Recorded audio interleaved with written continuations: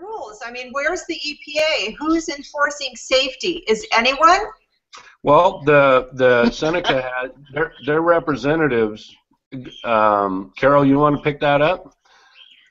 Well, even Evan in his book talks about that. They can put all this stuff on the label and nobody follows it. And EPA knows that, and they do nothing to enforce those labels. So unless somebody can afford, unless someone can afford to bring a lawsuit, nothing gets done.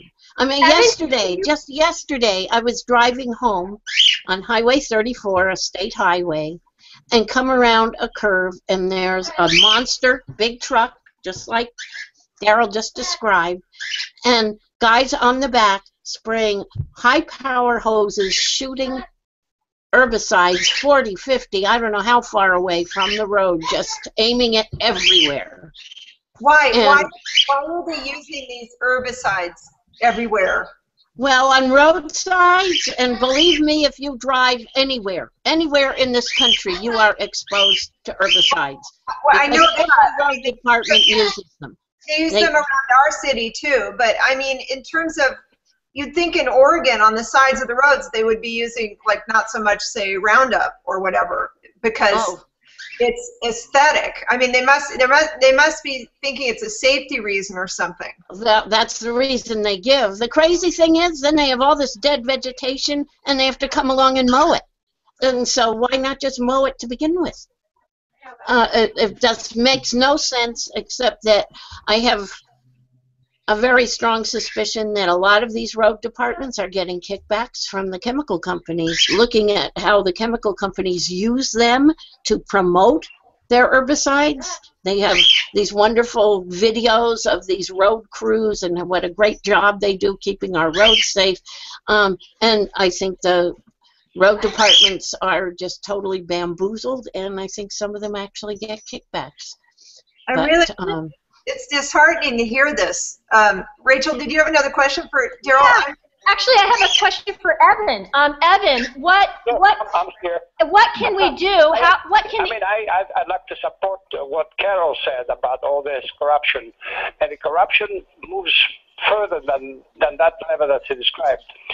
You have the EPA with a limited number of people plus limited authority. They have the money, so they have state agencies responsible for this sort of thing. And then part of that is that the EPA itself feels the pressure from Congress and the White House to approve and to support what they have already registered, that is approved, all these chemicals. So just because the citizen has an accident or the case that I described, that would not change anything, it seems to me, unless somebody dies immediately, then you can have the EPA people come and investigate, well, why really this person died and that sort of thing. But in general, when we talk about pesticides, we're talking about a technology that has been in existence for the last 70 years and approved on the basis of very little science. Remember, there was a tremendous amount of corruption when these chemicals came into being, and they began to be tested for effect, ecological and human effects. And that process of corruption allowed for bad science to stop. So that EPA can easily say, hey, scientific evidence says that X does this, this, this. But they don't tell you that that scientific evidence has been manipulated in order to prove this stuff. Because once you register stuff, let me tell you how much money you make. You make about $40 million a year. So there's a tremendous amount of at stake. All the pesticides all over the world, you were talking about something like $50 billion per year. So this is a big part of the chemical industry, and they have been supporting it ever since. Remember, Rachel Carson wrote her book in 1962, and I wrote mine in 2014. Now, why would I have to write a book like this 50 years after Rachel Carson? Tell me.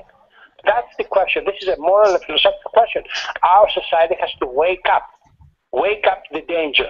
And that's why I go always back to the young women with the breast milk, contaminated breast milk. Those women ought to organize an army. They have to really change the society, or we are doomed. And you know, this business of global warming, they will go nowhere if we don't face this immediate emergency that affects our public health and the health of the natural world.